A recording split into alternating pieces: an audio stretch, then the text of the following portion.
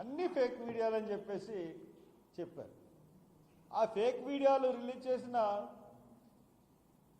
TV ఛానళ్ళ మీద కానీ లేదంటే వాళ్ళకి అందజేసిన వ్యక్తుల మీద కానీ ప్రభుత్వం ఎందుకు చర్యలు తీసుకోవట్లేదు?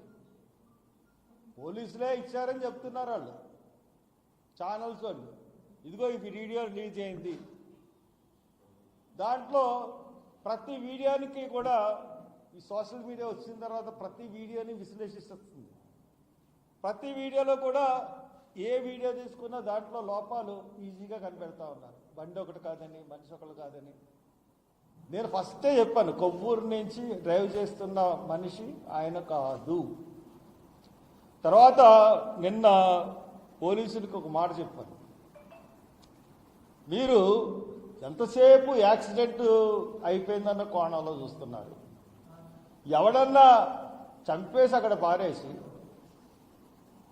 ఆయనకి ఏ చిన్న దెబ్బలు తగులుతాయి కదా, అలాగా దిగినప్పుడు మీరేమన్నా హాస్పిటల్స్ని 11:40 తర్వాత దగ్గరున్న హాస్పిటల్ కానీ చుట్టుపక్కల హాస్పిటల్ కానీ ఎవరన్నా మీరు జాయిన్ అయ్యారా, అవుట్ పేషెంట్ డిపార్ట్మెంట్లో ఉన్నారా అని అడిగారు. చేయలేదు. స్వయంగా ఇన్వెస్టిగేషన్ ఆఫీసరు చెప్పారు నాకు, ఐఓ. అలాగే రాజారావు సిఏ కూడా చెప్పాడు. అంటే కనీసం ఎవరన్నా ఇన్వెస్టిగేషన్ చేస్తున్నప్పుడు కేసుని అన్ని కోణాల నుంచి దర్యాప్తు చేయాలి. అటువంటిది ఒకవేళ వీళ్ళు ఎంతసేపు యాక్సిడెంట్ దాన్ని ఎలా ప్రూవ్ చేయాలని మొత్తం 24 గంటలు దాని మీద దృష్టి పెడుతున్నారు తప్పితే పోలీసులు ఇంకో యాంగిల్ అన్నది వాళ్ళు ఎక్కడ కూడా చూడట్లేదు. ఫేక్ వీడియోలు వచ్చినాయి. ఫేక్ వీడియోలు ఎవరు తయారు చేస్తున్నారు, ఎవరు మత సామరస్యాన్ని రెచ్చగొట్టడానికి ప్రయత్నిస్తున్నారు, దీని గురించి ఏమన్నా దర్యాప్తు చేస్తున్నారంటే దాని దర్యాప్తు లేదు. ఇప్పుడు 3వ రోజున ఇస్తా అన్నారు, 3వ రోజునే పెట్టాను నేను ప్రెస్ మీట్. ఖచ్చితంగా ఈ కేసుని రీపోస్ట్ మార్టం చేయిస్తాను హైదరాబాద్లో అని. ఆ రోజు ఇవ్వాల్సిన రిపోర్టు వెంటనే ఆపేశారు. ఎందుకు ఆపేశారు? నేను రీపోస్ట్ మార్టం అనగానే మీరు ఎందుకు ఆపేశారు? మళ్ళీ ఒక రోజున ఒక 2-3 రోజుల క్రితం ఐజీ గారు ఏదో పోస్ట్ మార్టం రిపోర్ట్ ఈ రోజు విడుదల చేస్తున్నామని స్టేట్మెంట్ ఇచ్చారు. నేను అదే రోజున రీపోస్ట్ మార్టం చేయడానికి నో అబ్జెక్షన్ సర్టిఫికేట్ ఇవ్వండి, హైదరాబాద్లో నేను రీపోస్ట్ మార్టం చేస్తాను, నో అబ్జెక్షన్ సర్టిఫికేట్ ఇవ్వండి అని చెప్పి ఎస్పీకి కలెక్టర్కి పెట్టారు. దాంతో అది ఆపేశారు. ఎందువల్ల? నేను లెటర్లు ఇచ్చి రీపోస్ట్ మార్టం చేయిస్తాననేటప్పటికల్లా ఎందుకు జాప్యం చేస్తుంది ప్రభుత్వం? అంటే ఈ కేసు తరఫున అందరినీ బెదిరించేస్తే బెదిరిపోతామనుకున్నారా? ఏమనుకుని మీరు పోలీస్ డిపార్ట్మెంట్ ప్రభుత్వం ఇటువంటి వేషాలు వేస్తూ ఉంది? అంటే ఎవరు మాట్లాడుకోకుండా అందరినీ బెదిరించేస్తే అందరూ మీ చెప్పు చేతల్లో ఉంటారు, మీరు ఇష్టానుసారంగా చేద్దాం అనుకుంటుందా పోలీస్ డిపార్ట్మెంటు? నేను అందరిలాంటి కాదు. Mister SP, mister DGP and mister CM, మీకు కూడా తెలుసు సీఎం గారికి. నేను ఒక తప్పుడు కేసులో 48 రోజులు జైల్లో ఉన్నాను. నేను ఆర్థిక నేరం చేయలేదు, లేకపోతే స్కాములు చేయలేదు. నా జీవితంలో ఎప్పుడు కూడా ఒక చిన్న తప్పు మీద జైలుకి రిమాండ్కి వెళ్ళింది లేదు. ఎవడి గురించో పబ్లిక్ ఇష్యూస్ గురించి నేను పోరాడతాను తప్పితే నేను ఎప్పుడు కూడా ఎవరికెళ్ళినా ఏదో ఎవరో ఆపదలు ఉన్న వాళ్ళ గురించి వెళ్తాను, లేకపోతే అంబేద్కర్ విగ్రహాలు పెట్టకపోతే వాళ్ళ దగ్గరికి వెళ్తాను. అది కాకుండా నా మీద ఏదైనా తప్పుడు ఏ కేసు అన్నా, ఇదిగో ఈయన కొట్టాడు, ఈయన చేశాడు, అది చేశాడు అన్న తప్పుడు కేసు ఏదైనా చూపించండి నా మీద. ఇది ప్రవీణ్ ప్రగడాల అది హత్య అని నేను నమ్ముతున్నాను. నమ్ముతున్నప్పుడు మీరు ఆత్మహత్య అంటున్నారు. ఆత్మహత్యని ప్రూవ్ చేయలేకపోతున్నారు, యాక్సిడెంట్ అని ప్రూవ్ చేయలేకపోతున్నారు. నేనేమో అది హత్య చేసి అక్కడ పడేశారు బాడీని అంటున్నాను. నేను ఏకంగా సీన్ కన్స్ట్రక్షన్స్లో కూడా బండించుకుని వెళ్తాను, మీరు రండి అన్నాను. దానికి మీ దగ్గర నుంచి సమాధానం రాలేదు.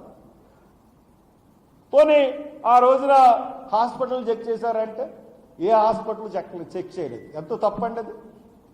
అంటే ఇన్వెస్టిగేషన్ అంటే యాక్సిడెంట్ అనేది ఎలా చూపించాలా మొత్తం దృష్టాంతం దాని మీద పెడితే అసలు ఈ హత్య అన్న వైపు ఇన్వెస్టిగేషన్ ఎలాగపోతే ఇది ఎలాగ ఇన్వెస్టిగేషన్ అవుతుంది?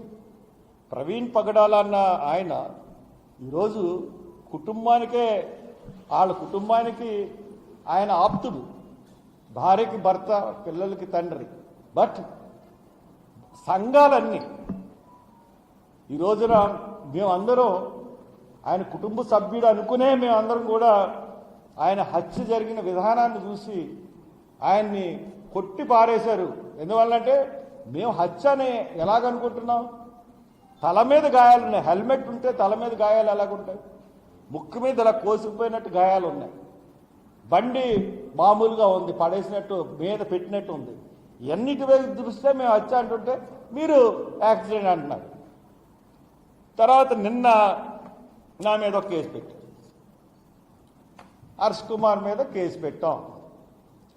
196-97 కాదు, 196 బిఎన్ఎస్ సెక్షన్ ప్రకారం పెట్టాను. నేనంట మత విద్వేషాలని రెచ్చగొడుతున్నానంట.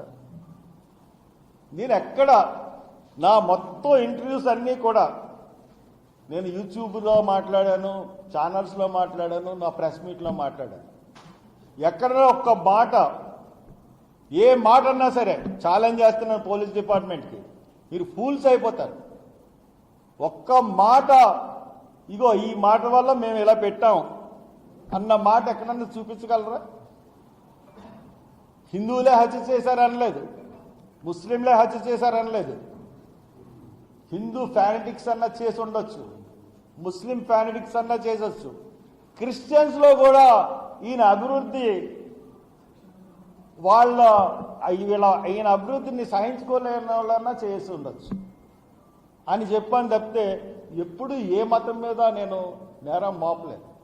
ఒక నిజాన్ని బయటకు తీసుకురావాలన్నదే నా ప్రయత్నం.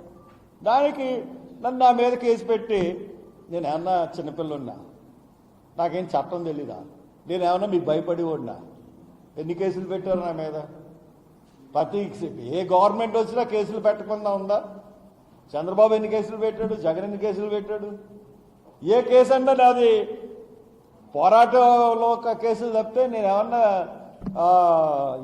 ఆర్థిక నేరాలు చేశానా? అవినీతి ఆరోపణలు ఉన్నాయా? ఏమున్నాయి నా మీద? అందుకనే ప్రజలు ఈ రోజున హర్ష్ కుమార్ నమ్ముతున్నారు.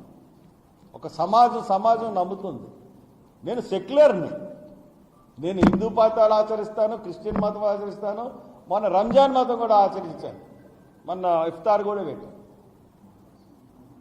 క్రిస్మస్ చేసుకుంటాను, ఈస్టర్ చేసుకుంటాను, దీపావళి చేసుకుంటాను, వినాయక చవితి చేసుకుంటాను, రంజాన్ చేసుకుంటాను, బక్రీద్ చేసుకుంటాను. సెక్యులర్ భావాలున్న కుటుంబం మాది. మా కోడలు జైన్, నా భార్య వేరే కులం, కొప్పులు వెలమ కులం, నేను మాల. ఇలా రకరకాల కులాలున్న కుటుంబం మాది. ఒక కులం మీద కానీ ఒక మతం మీద కానీ మాకు ప్రత్యేకమైన ఇది ఉండదు. అందరూ సమానమే. సెక్యులర్ కుటుంబం అనడానికి, సెక్యులర్ అని నేను అనడానికి